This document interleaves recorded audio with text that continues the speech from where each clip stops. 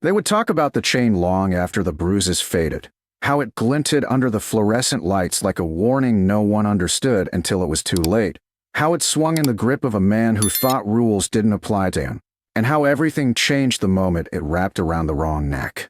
But before all that, before the impact, before the panic, before the room learned exactly who she was, there was merely the hum of the ventilation system and the restless shuffle of boots on the mat as trainees gathered for what they believed would be a routine multi-opponent spar. And if you're the sort of person who believes that arrogance always gets humbled, and that real warriors don't need to prove themselves to anyone, then make sure to like and subscribe. Because what happened inside that training hall is the kind of story that reminds us why you never underestimate the quiet ones. It started on a Thursday afternoon, the kind of day where tempers ran short and egos ran hot, the final stretch of an exhausting week at the Joint Naval Warfare Training Facility. The room smelled faintly of sweat, rubber mats, and the crisp bite of cold metal from the racks of weighted chains and grappling gear hanging along the wall. That was the environment Lieutenant Jordan Hale walked into, late 20s, hair tied back with clinical precision, expression unreadably calm, wearing nothing but the standard-issue gray PT shirt and black workout pants that blended her into the crowd. To most of the room, she looked like any other new arrival cycling through the Cross-Branch Combat Readiness Program. No rank on her sleeves, no unit patches, no hints of where she came from or what she'd done. A blank slate. And in a building full of men eager to assert dominance, a blank slate was simply an invitation. "Hey, new girl," one of the Marines called out as she stepped onto the mat. He was tall enough to cast a shadow over someone twice her size, his voice carrying the smug confidence of someone who'd never been given a reason to rethink it. His two buddies, another Marine and a Navy special warfare candidate with shoulders like a tank turret, snickered as they circled her in that casual, predatory way young men sometimes do when they think they've spotted easy prey. Jordan didn't acknowledge them. She kept walking toward the registrar clipboard, signing her initials with crisp, precise strokes. She wasn't ignoring them out of fear, and she wasn't pretending not to hear. She simply didn't register them as threats. That alone irritated the trio more than any comeback ever could. "Think she's deaf?" the Navy candidate murmured. "We're just slow," the first Marine offered. "Cute though. Hopefully she lasts more than 10 seconds. Their voices weren't hushed. They wanted her to hear. They wanted the room to hear. And the room did. A ripple of amusement moved through the trainees, but the instructors said nothing.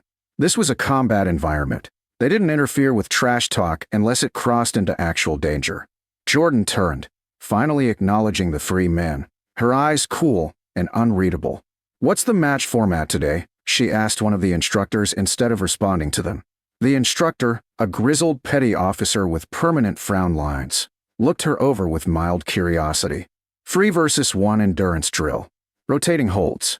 No weapons except training chains and soft batons. "You sure you want in, Lieutenant?" he asked, glancing down at the clipboard again as if expecting to see a mistake. "Yes," she said simply. The way she said it made the petty officer blank.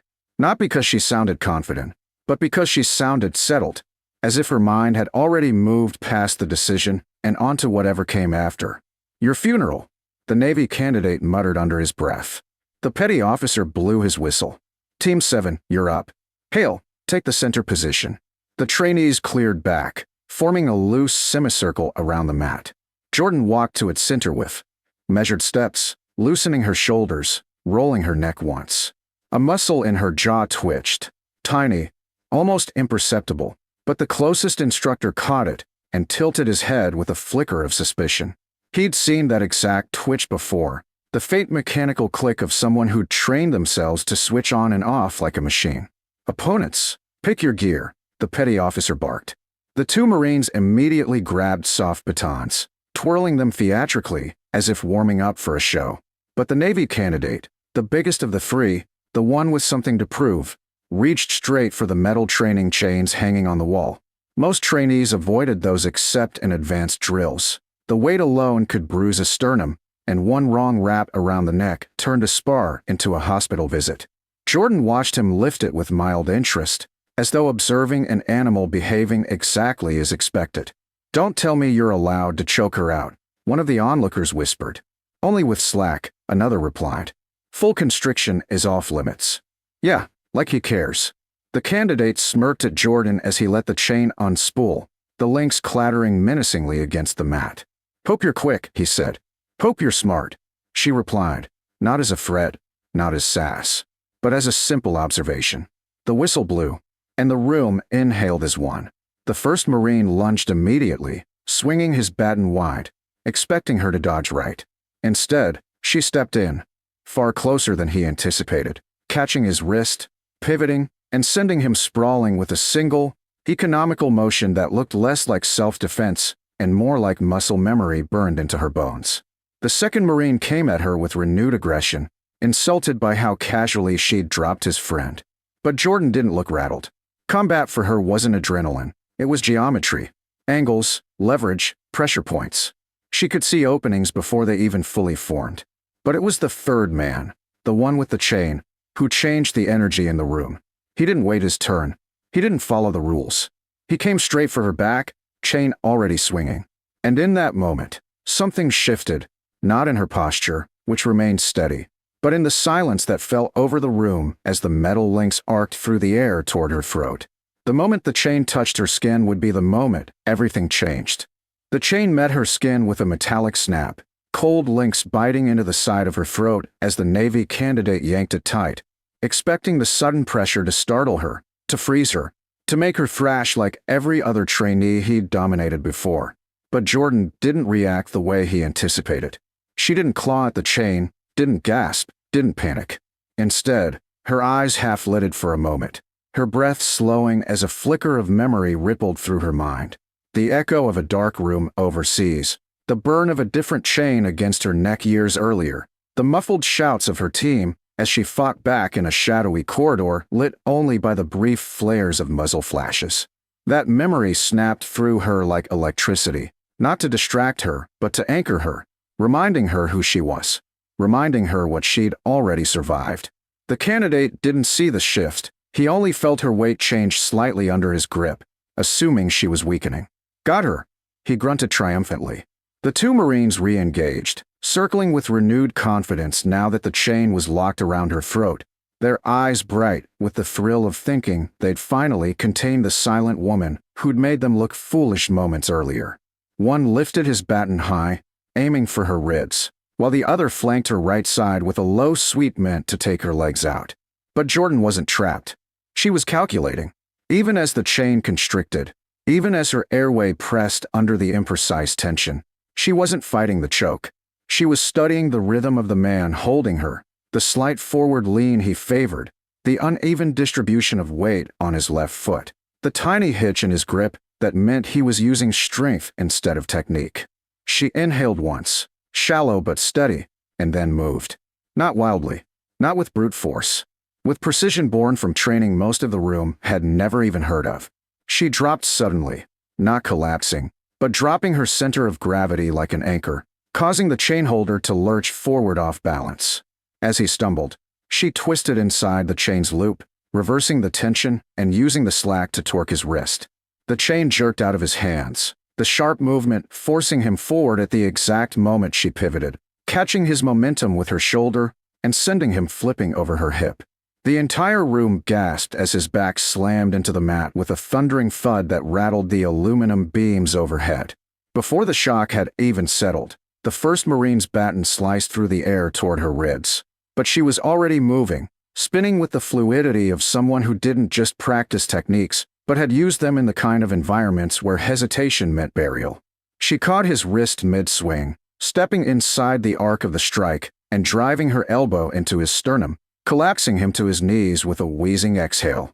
The second Marine came at her full force, fury replacing confidence. But as he lunged, she simply shifted, hooking his outstretched arm and using his own momentum to hurl him flat onto his back with a crack that echoed across the mat.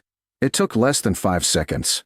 From the moment the chain tightened to the moment all three men were on the floor, struggling to understand how they'd been dismantled so completely, Jordan remained terrifyingly calm, her chest barely rising, her posture relaxed, her eyes steady. And that's when the chain holder made his fatal mistake. Humiliation burned through him hot and wild, and instead of accepting defeat, He surged to his feet with a roar, grabbing the chain again and charging her from behind in a blind, reckless sprint. Several trainees shouted warnings. Instructors bolted upright, but Jordan didn't need the alert. She could hear his footsteps, heavy, uncontrolled. She waited until the very last second, then pivoted just enough to let his momentum carry him past her. As he barreled forward, she caught the trailing end of the chain, redirected the velocity, and wrapped the final free links around his forearm before yanking downward. The sudden force sent him sprawling forward onto his stomach, his breath exploding out of him in a single shocked grunt. She planted one knee between his shoulder blades, twisting his arm until the chain dropped from his numb fingers, and leaned down just enough for him to hear her voice. A low, controlled murmur that somehow cut through the entire room's silence. "You need to remember who you're swinging at." The instructor stared, stunned into stillness, torn between intervening and simply witnessing something they couldn't quite process. The trainees didn't move at all. It wasn't the fight that had silenced them. Fights happened in this facility every day. It was the absolute precision, the ease, the unsettling control. Jordan rose slowly, stepping away from the chain and the dazed candidate on the floor. Her shirt had ridden up during the takedown, revealing the jagged lower edge of a tattoo inked high on her ribcage. Only a sliver showed, but it was enough. A stylized dagger, a pair of wings, a trident's unmistakable curve. Gasps rippled through the front rows of trainees, whispers chasing them like wildfire. "Is that? No way. She can't be. There aren't many. Holy, she's one of them." The candidate tried to push himself up again, rage and humiliation warring in his expression, until he saw what everyone else was staring at. His face drained of all color. His mouth felt open wordlessly. No one else moved. For a full heartbeat, the room existed in total stunned silence. Then a voice broke through the doorway. Deep, commanding, unmistakably authoritative. "Enough." Every head whipped around. Standing at the threshold, arms folded behind his back, was Commander Brett Alistair, head of the Naval Special Warfare Detachment, a man whose reputation alone could calm a riot. His eyes weren't on the fallen trainees. They were locked solely on Jordan, and his expression wasn't anger. It was recognition. The room snapped to attention the moment Commander Brett Alistair stepped fully inside, his presence hitting the mat with the weight of a silent detonation, a force that rippled through every trainee who suddenly found their lungs too tight to breathe. Even the instructors straightened reflexively, their earlier hesitation swallowed by the unmistakable authority radiating off the man. But Jordan Hale didn't stiffen, didn't flinch, didn't change at all. She stood exactly as she had been, calm, composed, her hands loose at her sides, the faint imprint of the chain still reddening her throat like a ghost of the moment that should have ended badly for anyone else. The commander's gaze swept across the three groaning men on the mat, then back to Jordan, and for a fleeting moment, something almost like pride softened the hard edges of his expression. "Lieutenant Hale," he said, voice steady and resonant, and the room jolted in recognition, not of her name, but of the tone he used. That wasn't how he addressed trainees. That was how he addressed warriors. Jordan inclined her head once, an acknowledgement rather than a salute, and somehow that alone confirmed the rumors blooming in the room like wildfire. She wasn't defying him. She was interacting with him at a level that only those who had earned it were allowed. The candidates who had attacked her stared with growing horror, their earlier bravado replaced with dawning comprehension as the pieces began to align. Her composure, her precision, the way she dismantled them like they were nothing more than drills she'd practiced hundreds of times before. The commander walked closer, boots whispering against the mats, stopping just a few feet away from her. He didn't address the room. He addressed her alone, as though no one else had earned the right to hear the conversation. "I heard the commotion before I saw it," he said quietly, "but I knew it was you the moment it stopped." Jordan's lips twitched, not into a smile, but into the briefest recognition of an old shared history. "You always said fights should end fast," she replied. "They should," he agreed, "and you always had a talent for proving it." One of the Marines groaned as he attempted to sit up, but the commander turned on him with a gaze so sharp it might as well have been a blade. "Don't," he commanded, and the Marine froze. "You three just broke half a dozen training regulations, escalated force without instruction, and initiated a hazardous choke using restricted gear. His voice dropped lower, colder. And you did all that to the wrong damn person. The candidates swallowed hard, pale and trembling. The commander turned slightly, his voice now pitched to the entire room. Lieutenant Jordan Hale has served in operations you'll never read about, in countries you'll never set foot in, under conditions you wouldn't survive 5 minutes in. She completed evolutions that break most men. She carried 2 teammates out of a kill zone with a fractured rib during the Al-Tala extraction. And she earned her trident by doing things none of you could. A murmur rippled through the crowd. Shock, awe, disbelief all tangled together. The second Marine looked like he wanted to disappear into the mat. The Navy candidate stared at her as if seeing her for the first time. And in a sense, he was. Jordan remained perfectly still, the only sign of emotion a faint tightening around her eyes. Discomfort, perhaps, at being spoken about so openly. Operators weren't built for attention.